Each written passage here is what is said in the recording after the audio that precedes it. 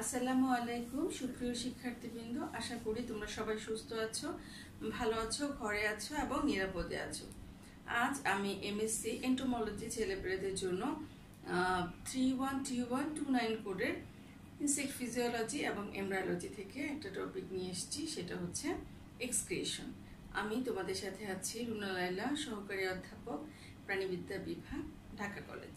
আমরা এর আগে এমব্রায়োলজি অনেক পুরো টপিকটাই হচ্ছে যখন আমরা ডিপার্টমেন্টে ছিলাম তখন আমরা পড়িয়েছি, আর অনলাইনের অবস্থায় আমি ফিজিওলজি কয়েকটা টপিক পড়ানোর চেষ্টা করছি। তার ধারাবাহিকতায় আজকে আমরা পড়বো হচ্ছে এক্সক্রিয়েশন।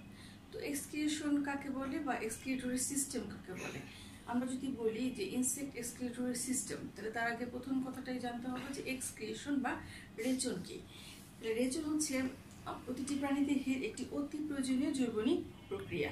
বিপাকের ফলে উৎপন্ন নাইট্রোজেন ঘটিত বর্জ্য পদার্থ সমূহ ইউরিয়া, ইউরিক অ্যাসিড, অ্যামোনিয়া, লবণ ইত্যাদি শরীর থেকে বের হয়ে যায় এবং কীটপতঙ্গের ক্ষেত্রে এভাবে বহিষ্করণের ফলে দেহকোষ এবং তরল মাধ্যমের মধ্যে, যেটাকে তরল মাধ্যমকে আমরা কি বলি, হিমোলিম্ফ, এর মধ্যে প্রতিসাম্যতা বজায় থাকে। সুতরাং হিমোলিম্ফ ও রেচনাঙ্গ মিলিতভাবে যে তন্ত্র গঠন করে, হিমোলিম্ফ ও রেচনাঙ্গ মিলিতভাবে যে তন্ত্র গঠন করে তাকে বলা হচ্ছে কীটপতঙ্গের রেচন তন্ত্র।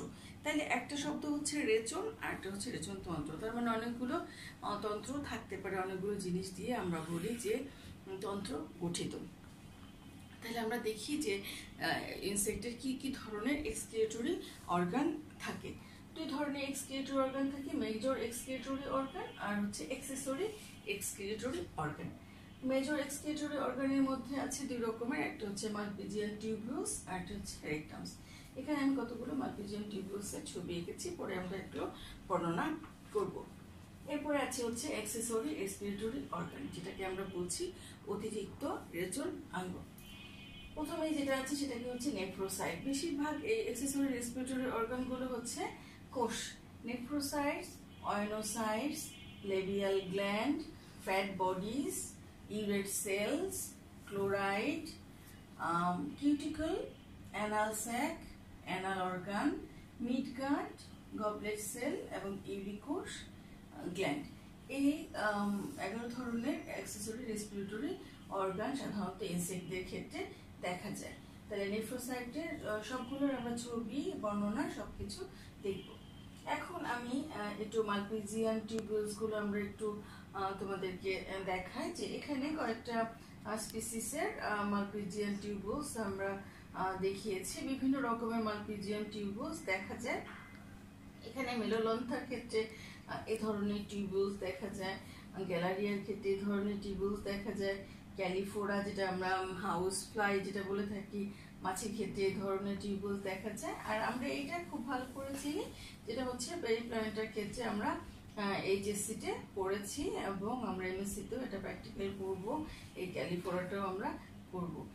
দুটার ক্ষেত্রে আমরা দেখতে পাচ্ছি যে হাইন্ডগার্ড এবং মিডগার্ডের মাঝখান দিয়ে দুই পাশ দিয়ে মালপিজিয়ান টিউবিউলসগুলো নিচে নেমে গেছে। এখানে যেরকম ব্রাশের টাইপের মালপিজিয়ান টিউবিউলস থাকে। তো শুরুতে থাকে হচ্ছে মেসেন্টেরন, তারপর হাইন্ডগার্ড, মিডগার্ড, আর মাঝখানে হচ্ছে অসংখ্য মালপিজিয়ান নালিকা। তাইলে এরকম এক একটা যদি আমরা এটার সংখ্যা দেখি, তাহলে এক একটা ইনসেক্টে এক এক রকমের মালপিজিয়ান নালিকা দেখা যায়। তাহলে দেখতে কিরকম, নলাকার। এগুলোর সংখ্যা, গঠন প্রকৃতিও ভিন্ন ভিন্ন ধরনের হয়ে থাকে। তার মানে 2 থেকে কত পর্যন্ত, 250 পর্যন্ত হতে পারে। কোনো কোনো প্রাণীদের দেহে ভিন্ন ভিন্ন রকম হয়, যেমন অ্যানোপ্লিউরা, থাইসোনোপ্টেরা, হেমিপ্টেরা এবং ডিপটেরাদের ক্ষেত্রে 4টা মালপিজিয়ান নালিকা থাকে। থাইসোনোরাদের ক্ষেত্রে 4 থেকে 6টা থাকে, ডার্মাপ্টেরাদের ক্ষেত্রে 8 থেকে 10টা থাকে, ডিকটাইপ্টেরা এবং ওডোনাটা ও অর্থোপ্টেরাদের ক্ষেত্রে 25টা থাকে, হাইমেনোপ্টেরাদের ক্ষেত্রে মালপিজিয়ান নালিকা দেখা যায় 100টি এবং প্রোটিউরা, ডিপটেরা, স্টেপসিপ্টেরা দের ক্ষেত্রে মালপিজিয়ান টিউবিউলস না হয়ে প্যাপিলার মতো গঠন থাকে। তার মানে হচ্ছে এক একজনের ক্ষেত্রে এক এক রকম মালপিজিয়ান নালিকা দেখা যায়, মালপিজিয়ান টিউবিউলস দেখা যায়। তাহলে আমরা এবার চলে যাই হচ্ছে আমাদের types of Malpighian system. Types of Malpighian system, তাহলে আমরা এর আগে দেখেছিলাম যে কি কি আছে আমাদের মেজর রেসপিরেটরি এক্সক্রিয়েটরি অর্গানের ভিতরে, মালপিজিয়ান টিউবিউলস এন্ড মোলাসক। এবার আমরা দেখছি হচ্ছে টাইপস অফ মালপিজিয়ান সিস্টেম। সাধারণত কীটপতঙ্গে প্রধানত দুই ধরনের মালপিজিয়ান সিস্টেম দেখা যায়। একটাকে বলছে হচ্ছে জিমনোনেফ্রিডিয়াল সিস্টেম, আরটাকে বলছে হচ্ছে ক্রিপ্টোনেফ্রিডিয়াল সিস্টেম। আমরা এখানে ছবিটা জিমনোনেফ্রিডিয়াল সিস্টেমের ছবিটা এঁকে দিয়েছি, আর এখানে ক্রিপ্টোনেফ্রিডিয়াল সিস্টেমের চিত্রটা এঁকেছি। আমরা জিমনোনেফ্রিডিয়ালের মধ্যে আবার দুই ধরনের মালপিজিয়ান টিউবুলস দেখতে পাই। সেটা হচ্ছে অর্থোপটেরান টাইপ, যেখানে এখানে ছবি আছে, এটা হচ্ছে অর্থোপটেরান টাইপ, আর হচ্ছে হেমিপটেরান টাইপ, যেটা হচ্ছে এই ক্ষতে, এটা হচ্ছে হেমিপটেরাদের ক্ষেত্রে সাধারণত এই ধরনের মালপিজিয়ান টিউবুলস দেখা যায়। এরপর আছে হচ্ছে ক্রিপ্টোনেফ্রিডিয়াল সিস্টেম, এখানে আছে হচ্ছে কোলিওপটেরান টাইপস, আর হচ্ছে এরপর আছে হচ্ছে লেপিডোপটেরান টাইপস। দুই ধরনের ক্রিপ্টোনেফ্রিডিয়াল সিস্টেম দেখা যায়। তাহলে জিমনোনেফ্রিডিয়াল সিস্টেমে কি কি আছে? এক্ষেত্রে মালপিজিয়ান নালিকার দূরবর্তী অংশ হিমোলিম্ফে উন্মুক্ত থাকে। এটি আবার দু ধরনের, আমরা বললাম অর্থোপটেরান টাইপ, যেটা এখানে চিত্রটা দেখা যাচ্ছে মেলোন্থার ক্ষেত্রে। এ ধরনের মালপিজিয়ান নালিকার সম্পূর্ণ অন্তর্গঠন একই ধরনের কোষযুক্ত এবং সকল কোষগুলো ক্ষরণকারী বৈশিষ্ট্য সম্পন্ন। উদাহরণ হচ্ছে অর্থোপটেরা বর্গের কীটপতঙ্গের মালপিজিয়ান নালিকা। হেমিপটেরান ধরন, এ ধরন মালপিজিয়ান নালিকার কোষগুলো দু ধরনের বৈশিষ্ট্য সম্পন্ন, যেখানে এখানে দেখা যাচ্ছে নিকট অংশের কোষগুলো গঠন ভিন্ন ধরনের এবং এগুলো শোষণকারী বৈশিষ্ট্য সম্পন্ন, কিন্তু দূরবর্তী অংশের কোষগুলো ক্ষরণকারী এবং হচ্ছে বৈশিষ্ট্য বিশিষ্ট। হেমিপটেরাদের ক্ষেত্রে এই ধরনের দেখা যায়। তাহলে এখানে মালপিজিয়ান টিউবুলসের ক্ষেত্রে দু ধরনের বৈশিষ্ট্য দেখা যায়। কি? নিকট অংশগুলোর কোষগুলো হচ্ছে গঠন ভিন্ন ধরনের এবং এগুলো শোষণকারী, এবং দূরবর্তী অংশগুলো ডিস্টাল পার্টগুলো সেগুলো হচ্ছে ক্ষরণকারী বৈশিষ্ট্য সম্পন্ন। এরপর আমরা চলে যাচ্ছি হচ্ছে, এটা আমরা বললাম হচ্ছে জিমনোনেফ্রিডিয়াল ধরনের, যাদের এই ধরনের সিস্টেম দেখা যায়। এখানে দুই ধরনের হেমিপটেরান, অর্থোপটেরান এবং হেমিপটেরান টাইপ দেখতে পেলাম। ক্রিপ্টোনেফ্রিডিয়াল সিস্টেম, এক্ষেত্রে মালপিজিয়ান নালিকার দূরবর্তী অংশ মলাশয়ের সঙ্গে যুক্ত হয়ে এর মধ্যে প্রবেশ করে, এক প্রকার জটিল ক্রিপ্টোনেফ্রিডিয়াল সিস্টেম তৈরি করে। এটি একটি পর্দা দ্বারা আবৃত থাকে। এই পর্দাকে পেরিনেফ্রিক মেমব্রেন বলা হয়ে থাকে। এর ভেতরের গহ্বরকে পেরিনেফ্রিক স্পেস বলে। বিভিন্ন ধরনের কীটপতঙ্গে ক্রিপ্টোনেফ্রিডিয়াল তন্ত্রের গঠন প্রকৃতি ভিন্ন রকম হয়ে থাকে। এটি প্রধানত দুই ধরনের হয়ে থাকে, একটা হচ্ছে কোলিওপটেরান টাইপ এবং হচ্ছে লেপিডোপটেরান টাইপ। এক্ষেত্রে মালপিজিয়ান নালিকার গঠন অনেকটা অর্থোপটেরান কীটপতঙ্গের মতো, যেটা আমরা একটু আগে দেখালাম। মালপিজিয়ান নালিকার সবগুলো কোষ একই ধরনের এবং ক্ষরণকারী প্রকৃতি। উদাহরণ হচ্ছে কোলিওপটেরা। তার মানে আমরা হেমিপটেরাদের ক্ষেত্রে দেখলাম যে সামনের অংশ ক্ষরণকারী, পিছনের অংশ ক্ষরণকারী এবং সামনের অংশ শোষণকারী, কিন্তু এখানে কোলিওপটেরাদের ক্ষেত্রে সবগুলোই হচ্ছে ক্ষরণকারী। লেপিডোপটেরাদের ক্ষেত্রে কি ধরনের রেচনাঙ্গ দেখা যায়? Excretory system. হেমিপটেরান কীটপতঙ্গের মতো এক্ষেত্রে নালিকা গোড়ার অংশগুলো শোষণকারী প্রকৃতি হয়ে থাকে। তার মানে লেপিডোপটেরাদের ক্ষেত্রে গোড়ার অংশগুলো শোষণকারী হয়ে থাকে এবং এগুলো গঠন ও দূরবর্তী প্রান্তীয় কোষ ভিন্ন ধরনের হয়ে থাকে। দূরবর্তী অংশের কোষগুলো হচ্ছে শোষণকারী সিক্রেটরি সিস্টেম বা ক্ষরণকারী হয়ে থাকে। তাহলে দূরবর্তী কোষগুলো, গোড়ার কোষগুলো হচ্ছে এখানে শোষণকারী প্রকৃতির এবং দূরবর্তী কোষগুলো হচ্ছে ক্ষরণকারী প্রকৃতির। এই হচ্ছে ক্রিপ্টোনেফ্রিডিয়াল সিস্টেম লেপিডোপটেরানদের ধরনের। এরপরে যেটা আমরা বলেছিলাম সেটা হচ্ছে মলাশয় বা রেকটাম বা পায়ু।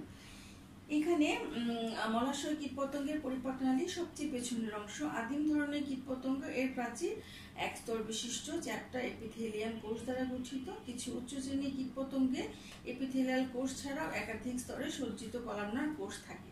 ডিকট্যাপ্টেরা এবং অর্থোপটেরা বর্গের কীটপতঙ্গে রেকটাল এপিথেলিয়াম 6টি রেকটাল প্যাডে বিভক্ত থাকে। প্রতিটি প্যাড এক স্তর বিশিষ্ট কলামনার কোষ দ্বারা গঠিত থাকে। তার মানে অনেক কীটপতঙ্গে এই প্যাড দ্বিস্তর বা ত্রিস্তর বিশিষ্ট হতে পারে। আবার কোনো কোনো কীটপতঙ্গে রেকটাল প্যাড 500 পর্যন্ত হয়ে থাকে। ডিপটেরাদের ক্ষেত্রে রেকটাল প্যাপিলা দেখা যায়। তার মানে আমরা এখানে যদি দেখি যে এরকম টাইপের প্যাপিলা মতো দেখা যায়, এটাকে আমরা ব্রাশ বর্ডার এবং হানিকম বর্ডার বলছি। এটাকে যদি আমরা মালপিজিয়ান টিউবিউলসের সেকশন করি তাহলে এরকম দেখা যাবে। আর এটা হচ্ছে এক্সোকিউটিকল এবং এন্ডোকিউটিকল, এর মাঝখানে যেটা সেটাকে বলা হচ্ছে লুমেন বা ভাঁজ। এই রেকটাল প্যাপিলা দুটি কোষস্তরে বিভক্ত, যেটাকে আমরা কর্টেক্স এবং মেডুলা বলছি। লুমেনের দিকে একটি পাতলা কিউটিকল পর্দা থাকে, তাই লুমেনের দিকে পাতলা কিউটিকল পর্দা থাকে। কোনো কোনো কীটপতঙ্গে মলাশয়ের প্রাচীর মালপিজিয়ান নালিকার সঙ্গে যুক্ত হয়ে ক্রিপ্টোনেফ্রিডিয়াল কমপ্লেক্স তৈরি করে। তার মানে এখানে আমরা রেকটামটা দেখতে পাচ্ছি। এখানে যদি রেকটাম দেখি যে ক্রিপ্টোনেফ্রিডিয়াল সিস্টেমের সাথে মলাশয় ফিউজড হয়ে যায়। এখানে দেখা যাচ্ছে কোনো কোনো ক্ষেত্রে এরকম দেখা যায় এই পর্দাকে একটা পর্দা দ্বারা আবৃত থাকে, তাকে বলা হচ্ছে পেরিনেফ্রি মেমব্রেন। এই পর্দা আবৃত পেরিনেফ্রি একটি গহ্বর তৈরি করে, এই আবৃত পর্দা থেকে একটা গহ্বর তৈরি করে। বিভিন্ন কীটপতঙ্গে এদের গঠন প্রকৃতি ভিন্ন ভিন্ন রকমের হয়ে থাকে।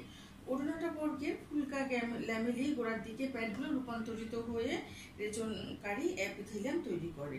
হ্যাঁ, তাহলে এই হচ্ছে আমাদের আয়নিক ব্যালেন্স, সোডিয়াম এবং ক্লোরাইডের আয়নিক ব্যালেন্স তৈরি করে। আমরা যখনই রেচনের কথায় আসি তখনই কি হয়, নাইট্রোজেনযুক্ত বজ্র পদার্থ এবং আয়নিক ব্যালেন্স হয়। কি কি ধরনের আয়নিক ব্যালেন্স? সোডিয়াম এবং ক্লোরাইড। যখন আমরা রেচন প্রক্রিয়া দেখব তখন আমরা দেখব যে এই আয়নিক ব্যালেন্সগুলো কিভাবে হয়। এই যে আমরা এখানে যদি সেকশন করে আমরা তোমাদেরকে দেখাই যে মালপিজিয়ান টিউবিউলসের ভেতরে যদি এরকম সেকশন হয় তাহলে এরকম করে এরকম মাঝখানে গহ্বর দেখা যাবে। আর এদিকে থাকবে অনুদৈর্ঘ্য পেশি, এগুলোকে বলা হচ্ছে অনুদৈর্ঘ্য পেশি। এইটাকে বলা হচ্ছে পেরিটোনিয়াল আবরণ এবং এইগুলোকে বলা হচ্ছে গ্রন্থি কোষ। আর এই যে জায়গাটা এগুলোকে বলা হচ্ছে ব্রাশ বর্ডার। আর এই মাঝখানে জায়গাটা হচ্ছে লুমেন। এটা লুমেনটা দেখতে কিরকম, এই যে এরকম ভাঁজের মতো। তাহলে ব্রাশ বর্ডারটা কিরকম, এই যে এপিথেলিয়াল সেলসগুলো কলামনার এপিথেলিয়াল কোষ দিয়ে গঠিত। এবং এখানে কি থাকে, অসংখ্য নিউক্লিয়াস থাকে, প্রত্যেকটা কোষে অসংখ্য নিউক্লিয়াস থাকে। তাহলে এই হচ্ছে আমাদের মোটামুটি যদি আমরা মালপিজিয়ান টিউবিউলসের স্ট্রাকচার দেখি এবং তাকে সেকশন করলে কিরকম দেখা যায়। তাহলে একদিকে থাকে হানিকম বর্ডার, আর একদিকে থাকে হচ্ছে ব্রাশ বর্ডার। আমরা দেখলাম যে কোনো কোনো রেচনাঙ্গের ক্ষেত্রে যেমন অর্থোপটেরাম এবং হেমিপটেরামদের ক্ষেত্রে এখানে শুধুমাত্র ক্ষরণকারী আর এরা হচ্ছে ক্ষরণ শোষণকারী দুই ধরনের। প্রথম দিকে সামনের দিকের অংশ হানিকম বর্ডার অথবা ব্রাশ বর্ডার, দুটো হচ্ছে ক্ষরণকারী, কোনোটা হচ্ছে শোষণকারী। এবার আমরা এক্সেসরি রেসপিরেটরি অর্গানগুলো দেখে আসি যে এক্সেসরি রেসপিরেটরি অর্গানগুলো কেমন। এক্সক্রিটরি সিস্টেম যেগুলো আমরা আগে বলেছিলাম, nephrocyte, oenocyte, labial gland, fat bodies, urate cell, chloride cell, cuticle, anal sac, anal organ এবং মিডগার্ড গবলেট সেল এবং ইউডিকোস গ্ল্যান্ড। কীটপতঙ্গের দেহে মালপিজিয়ান নালিকা, মলাশয় প্রভৃতি হচ্ছে আমরা যেটা বলেছি মেইন এক্সক্রিটরি অর্গান। তাছাড়াও কিছু এক্সেসরি এক্সক্রিটরি সিস্টেম থেকে থাকে। তাহলে প্রথমটা যদি আমরা দেখি হচ্ছে নেফ্রোসাইট। কীটপতঙ্গে নেফ্রোসাইট বা পেরিকার্ডিয়াল কোষ এক ধরনের কোষ বা একক বা গুচ্ছাকারে দেহের বিভিন্নাংশে অবস্থান করে। এটি বৃহদাকারে হতে পারে। ডিপটেরা লার্ভার ক্ষেত্রে ধরনের কীটপতঙ্গ এক্সক্রিটরি সিস্টেম দেখা যায়। আবার ক্ষুদ্রাকার হলো কীটপতঙ্গের লার্ভার ক্ষেত্রে দেখা যায়। একটু বৃহদাকারও হতে পারে এবং ক্ষুদ্রাকারও হতে পারে। এটি সাধারণত একাধিক নিউক্লিয়াস যুক্ত। তাইলে প্রথম যে ছবিটা আমরা দেখছি নেফ্রোসাইট কি ধরনের, প্রত্যেকটার দুই দিক থেকে নেফ্রিডিয়াল মালপিজিয়ান টিউবিউলস যেরকম করে নেমে আসে ঠিক সেরকম নেফ্রোসাইট কোষে, যেখানে নেফ্রোসাইট কোষগুলো দেখা যাচ্ছে। এগুলোকে আমরা লালা নালী বলি, পৃষ্ঠ রক্তনালী, এটাকে আমরা পৃষ্ঠ রক্তনালী বলছি। এবং এটা হচ্ছে অঙ্কীয় নেফ্রোসাইট এবং এটা হচ্ছে পেরিকার্ডিয়াল নেফ্রোসাইট। তাহলে এটাকে বলছে অঙ্কীয় নেফ্রোসাইট, এটা হচ্ছে পেরিকার্ডিয়াল নেফ্রোসাইট, আর এটা হচ্ছে পরিপাক নালী। এই হচ্ছে নেফ্রোসাইট কোষ। এরপরে হচ্ছে এখানে দুই ধরনের দেখা যায়, পৃষ্ঠীয় এবং অঙ্কীয় দুই ধরনের পেরিকার্ডিয়াল নেফ্রোসাইট দেখা যায়। একটাকে বলছে পৃষ্ঠীয়, একটা হচ্ছে অন্ত্রীয়। পৃষ্ঠীয় নেফ্রোসাইটগুলো লম্বা চেইনের মতো এবং এটি হৃৎপিণ্ডের দুদিকে অবস্থান করে। নাম শুনে বোঝা যাচ্ছে পেরিকার্ডিয়াল, এই জন্য এগুলোকে পেরিকার্ডিয়াল নেফ্রোসাইট বলে। অঙ্কীয় নেফ্রোসাইটগুলো অনুরূপ একজোড়া চেইন গঠন করে এবং পরিপাকনালী অঙ্কীয় দেশ বরাবর অবস্থান করে। এটা ডিপটেরাদের লার্ভার ক্ষেত্রে দেখা যায়। দেহের হিমোলিম্ফে মধ্যে অবস্থিত নেফ্রোসাইট কোষগুলো বেসমেন্ট পর্দার সঙ্গে একক বা গুচ্ছাকারে যুক্ত থাকে। এই কোষগুলো প্লাজমা মেমব্রেন ইনভেজিনেশন প্রক্রিয়ায় হিমোসিল থেকে তরল পদার্থের সাথে দূষিত বজ্র পদার্থ গ্রহণ করে। পিনোসাইটোসিস প্রক্রিয়া এইভাবে গৃহীত পদার্থগুলো একসময় শরীর থেকে বহিষ্কৃত হয়ে যায়। কীটপতঙ্গের নেফ্রোসাইট কোষগুলো বেশ বড় আকারের হয়ে থাকে, কীটপতঙ্গের দেহের রেচনাঙ্গ হিসেবে কাজ করে, কিন্তু এগুলোর কাজ মেরুদণ্ডী প্রাণীদের গ্লোমেরুলাসের মতো ছাঁকন পদ্ধতিতে সম্পন্ন হয়। আমরা কিডনি গ্লোমেরুলাসের কথা জানি, সেই কিডনি গ্লোমেরুলাসের মতো ছাঁকন পদ্ধতিতে কাজ করে। এরপরে কোষটা হচ্ছে অয়নোসাইট কোষ।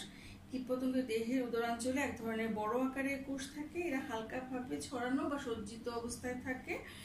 দেহের রেচন ক্রিয়া ছাড়াও বিশেষ ধরনের পদার্থ ক্ষরণে এদের কাজ। এই পদার্থকে কিউটিকুলিন বলে। তার মানে হচ্ছে এইটা থেকে নিশ্চিত পদার্থ কিউটিকল তৈরি করে। আমরা জানি কিউটিকলকে দেহের বাহিরের আবরণ বলা হয়ে থাকে। এটা একডাইসন হরমোনের সঙ্গে তুলনা করা হয়ে থাকে। এদের নিশ্চিত কিউটিকল পদার্থ বজ্র বা রেচন পদার্থের সমন্বয়ে খোলস আকারে দেহ থেকে পরিত্যক্ত হয়। যখন তারা খোলস পরিবর্তন করে তখন খোলস পরিবর্তন করে তখন এই ধরনের এগ্রেসিন হরমোন যেরকম থাকে সেরকম এই কোষগুলো এই কাজটা করে। কীটপতঙ্গের অয়নোসাইট কোষ এক্টোডার্ম কোষস্তর থেকে জন্ম লাভ করে এবং বিভিন্ন ধরনের পরিবর্তনের মাধ্যমে এগুলোর পূর্ণাঙ্গতা প্রাপ্তি হয়। মৌমাছির পিউপা এবং লার্ভার থেকে এই ধরনের কোষ দেখা যায়। তার মানে অয়নোসাইট কোষ কাদের ক্ষেত্রে দেখা যায়? মৌমাছির পিউপা এবং লার্ভার ক্ষেত্রে এই ধরনের কোষ দেখা যায়। এরপরে আছে হচ্ছে ল্যাবিয়াল গ্ল্যান্ড। এখানে দেখা যাচ্ছে একেবারে গ্রন্থির মতো ল্যাবিরিন্থ, এটাকে বলা হচ্ছে স্যাকুলি, এটাকে বলছে হচ্ছে ক্যানেল, আর এই জায়গাটায় দেখা যাচ্ছে ল্যাবিয়াল গ্ল্যান্ডের মতো একটা গ্রন্থি। কলাম্বেলা এবং থাইসেনুরা আদিম প্রকৃতির কীটপতঙ্গের ক্ষেত্রে বেশি কিছু ছোট সংখ্যক গ্রন্থি ল্যাবিয়ালের গোড়া একসঙ্গে একটি নালীর মাধ্যমে এসে উন্মুক্ত হয়। এই গ্রন্থিকে বলা হচ্ছে ল্যাবিয়াল গ্রন্থি। মালপিজার নালিকার মতো এর অংশ ছিদ্রযুক্ত নলাকার, যেগুলোর সাহায্যে বজ্র পদার্থ দেহ থেকে নিঃসৃত হয়। কোলাম্বেলাদের ক্ষেত্রে দেহে কোনো মালপিজার নালিকা থাকে না। এদের মস্তকের এক প্রকার গ্রন্থি ল্যাবিয়ামের গোড়ায় উন্মুক্ত থাকে। ধারণা করা হয় এটি রেচন ক্রিয়া সম্পন্ন করে, এই জন্য একে বলা হচ্ছে ল্যাবিয়াল গ্রন্থি। এটি স্যাকুলাস এবং ল্যাবিরিন্থ, আমি বললাম স্যাকুলাস এবং ল্যাবিরিন্থে বিভক্ত থাকে এবং স্যাকিউল অ্যামোনিয়া কার্বিন এবং ল্যাবিরিন্থ ইন্ডিগো কার্বিন নির্গত করে। এরপর আছে হচ্ছে ফ্যাট সেল বা ফ্যাট বডিজ। কোনো কীটপতঙ্গের চর্বিতে ইউরিক অ্যাসিড এবং ইউরেট জমা থাকে। কলেম্বুলা, অর্থোপটেরা এবং হেমিপটেরা বর্গের কিছু লার্ভার দেহে রেচন কণিকাগুলো চর্বি কোষে জমা হতে দেখা যায়। রেশম মধ্যে রেশম কণিকাগুলো অনেকাংশে ইউরেট লবণ। অ্যাপোক্রিপ্টা, লেপিডোপ্টেরা এবং ডিপটেরা দের ক্ষেত্রে লার্ভার চর্বি ইউরেট কোষগুলো গুটি তৈরির সময় মালপিজিয়ান নালিকা স্থানান্তরিত হয়। তার মানে এই ফ্যাট সেলগুলো এরকম গুটির আকারে। গাছের পাতা, কাণ্ড প্রভৃতি ভক্ষণকারী ডিপটেরা বর্গের কীটপতঙ্গের লার্ভার চর্বিতে এক ধরনের ক্যালসোফেরিটাইস, এক ধরনের ক্যালসিয়াম লবণ জমা হয়ে থাকে। এই চর্বি গুচ্ছ কীটপতঙ্গের রেচন পদার্থ বহিষ্করণে সাহায্য করে। তার মানে এই জন্য এটাকে ফ্যাট সেলকেও বলা হয়ে থাকে হচ্ছে এক্সক্রিটরি অর্গান। ইউরেট সেল, এবার আমরা ইউরেট সেলের ছবি আমরা এখানে দেখাতে পারিনি। কীটপতঙ্গের দেহে এটি এক ধরনের বিশেষ ধরনের চর্বি জাতীয় কোষ। এটাও নাইট্রোজেন ঘটিত ইউরিক অ্যাসিড দানাকে জমা রাখে। যেসব কীটপতঙ্গের দেহে মালপিজার নালিকা থাকে না তাদের ক্ষেত্রে এই ধরনের দেখে। লেপিসমাদের ক্ষেত্রে দেখা যায় নাইট্রোজেন গঠিত বর্জ্য, লেপিসমা, আরশোলা, নিম, পঙ্গপাল, মৌমাছির লার্ভা, পিঁপড়া প্রভৃতি কীটপতঙ্গের ক্ষেত্রে ইউরেট কোষগুলো ইউরিক অ্যাসিড দানা ছাড়াও নানা ধরনের বজ্র পদার্থ দেহ থেকে বের হয়ে যায় এবং বেশি পরিমাণে ইউরিক অ্যাসিড জমা রাখে। মৌমাছির ক্ষেত্রে লার্ভা ও পিউপা পর্যায়ে ইউরিক অ্যাসিড ইউরেট কোষ দ্বারা শোষিত হয়। এরপরে আছে হচ্ছে ক্লোরাইড সেল। আমরা যে এখানে বললাম এখানে ক্লোরাইড সেল। বিজ্ঞানী কৌমনিক জলজ কীটপতঙ্গের রেচন প্রক্রিয়ার ক্ষেত্রে ধরনের কোষের ভূমিকার কথা বলেছে। এপিমেরোপটেরার বর্গের কীটপতঙ্গের লার্ভার দেহে এই ধরনের কোষ থাকে। এরা দেহরস, হিমোলিম থেকে সরাসরি বজ্র পদার্থ নিয়ে পরিপুষে পানিতে বহিষ্করণ করে। তার মানে হিমোলিম থেকে এরা সাধারণত বজ্র গ্রহণ করে। এরপর আছে হচ্ছে কিউটিকল। কীটপতঙ্গের দেহের কিছু অ্যামিবয়েড কোষ রেচন পদার্থ নিঃসরণে বিশেষ ভূমিকা পালন করে। এসব কোষগুলো রেচন পদার্থ সংগ্রহ করে কিউটিকল এবং কাইটিন প্রস্তুতির জন্য পৌঁছে যায়। খোলস ত্যাগের সময় সব বজ্র পদার্থ কিউটিকলের সাথে পরিত্যক্ত হয়। লেপিডোপ্টেরার ক্ষেত্রে আমরা একটু আগে ছবি এঁকেছিলাম, সেই ছবিতে আমরা দেখতে পাচ্ছিলাম যে কিউটিকল কিভাবে থাকে। আমরা কিউটিকলের ছবিটা যদি দেখি,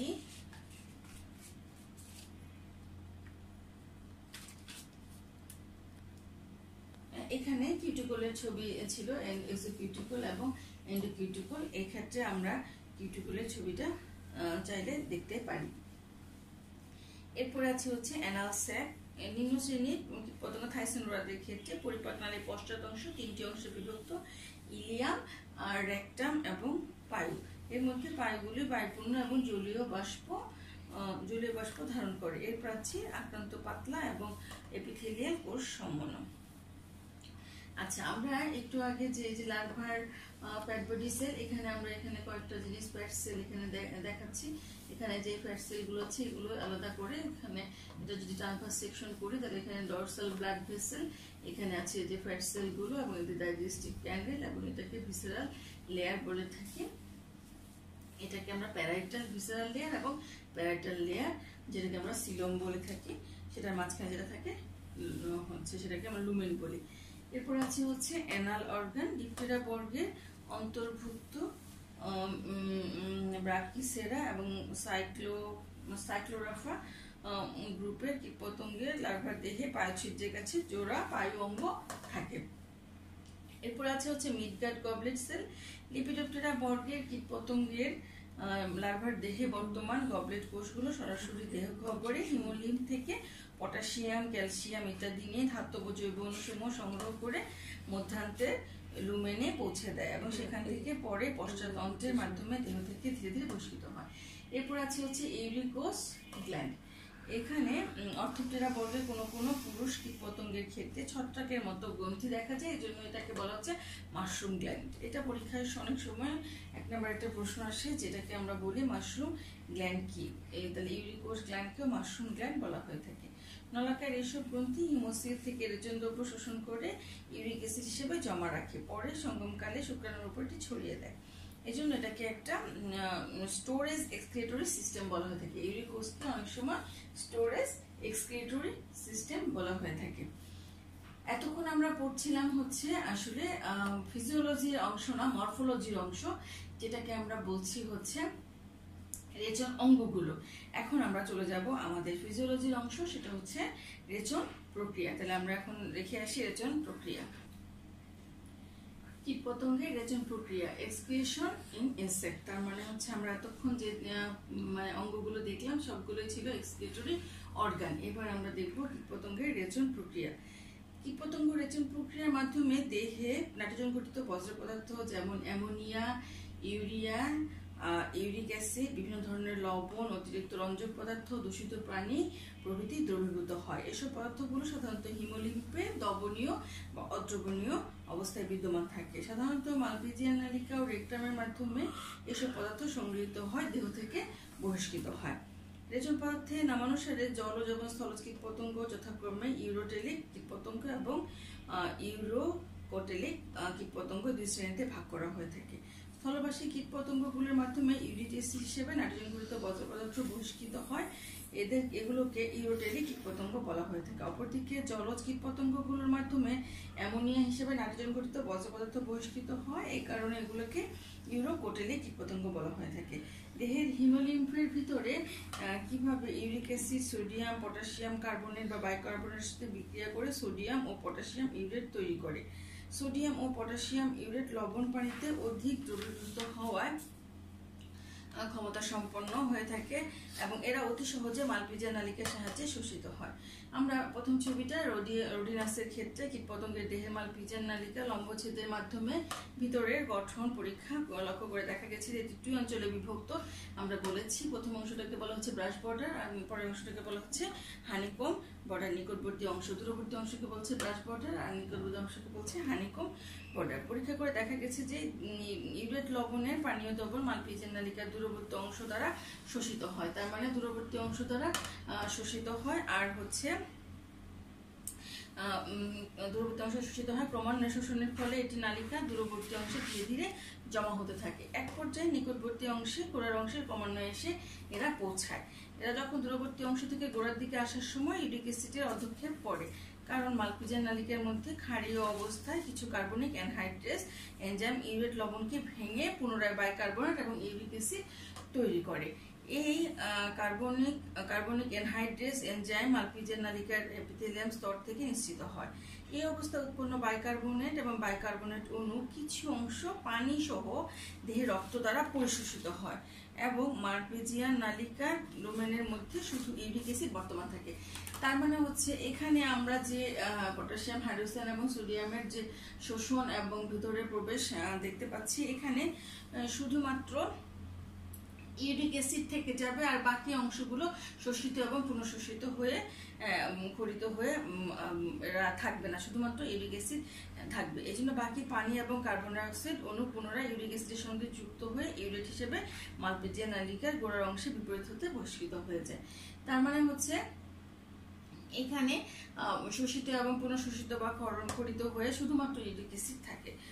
আধুনিককালে পরীক্ষা করে দেখা গেছে যে পটাশিয়াম অণু মালপিজিয়ান নালিকা দ্বারা অতি সহজে পরিশোষিত হয়, অপরদিকে সোডিয়াম অণু সাধারণত ব্যাপন ক্রিয়ার মাধ্যমে বহিষ্কৃত হয়। এই দু ধরনের অণু ছাড়াও আরো কিছু বিপাকের ফলে উদ্ভূত পদার্থে ক্ষুদ্র ক্ষুদ্র অণু, এগুলোর পরিবেশ এবং মালপিজিয়ান নালিকার ভিতরে দ্রবণের তারতম্যের কারণে মালপিজিয়ান নালিকার প্রাচীর ভেদ করে ভিতরে প্রবেশ করে। সুতরাং প্রকৃত অর্থে রেচন প্রক্রিয়া বলতে হিমোলিম্ফের মধ্যে দ্রবীভূত বজ্র পদার্থে ছাঁকন প্রক্রিয়াকে বোঝায়। এর সঙ্গে অভিস্রবণ চাপ, হিমোলিম্ফের ঘনত্ব প্রভৃতি বিশেষভাবে গুরুত্বপূর্ণ, যার ফলে হিমোলিম্ফ এবং মালপিজিয়ান নালিকার ভিতরে দ্রবণ উভয়ের মধ্যে পানি ও আয়নের সম্মত বজায় থাকে। এখানে আমরা আরেকটা পানির ক্ষেত্রে দেখতে পাচ্ছি, এখানে সব উপাদান আছে, কিন্তু যখন এটা এখান থেকে শুধুমাত্র ইউরিক অ্যাসিড থেকে যাবে এবং এখানে পিএইচ দেখা যাচ্ছে 6.9 থেকে 7.5। এখানে আবার ব্রাশ ওয়াটারে এক রকমের পিএইচ দেখা যায় 7.6 আর এখানে পিএইচ হচ্ছে 7.2। এই হচ্ছে আমাদের মোটামুটি রেচন প্রক্রিয়া। তাহলে রেচন প্রক্রিয়াকে যদি আমরা এভাবে বলি যে মালপিজিয়ান নালিকার টিউবুলস যদি আমরা দেখি, সেই টিউবুলসের শেষের অংশে যদি আমরা এরকম টিউবুলস দেখি, টিউবুলসের এরকম প্রতিটা ছবিরই টিউবুলস দেখলাম, তাহলে একটা অংশ হচ্ছে নিকটবর্তী অংশ, আরেকটা হচ্ছে দূরবর্তী অংশ। তাহলে এই যে অংশ এই জায়গাটা থেকে হচ্ছে সবকিছু কি হচ্ছে শোষিত হচ্ছে, এরপরে এখান থেকে এসে এখান থেকে বের হয়ে যাচ্ছে সবগুলো পটাশিয়াম হাইড্রোক্সাইড, আর এখানে এসে আবার কি হচ্ছে পুনঃশোষিত হচ্ছে এই টিউবুলস গুলোর ভিতরে এসে, তারপরে এটা কোথায় উন্মুক্ত হচ্ছে এবং পরিপাক নালীর ভিতরে। তার মানে এসে তখন ইউরিক কোষগুলো ইউরেথার মাধ্যমে মলাশয় এবং রেকটাম দিয়ে দেহ থেকে বের করে দিচ্ছে। এই যে প্রক্রিয়াটা, এই প্রক্রিয়াটাকে বলা হচ্ছে এক্সক্রিয়েশন। তাহলে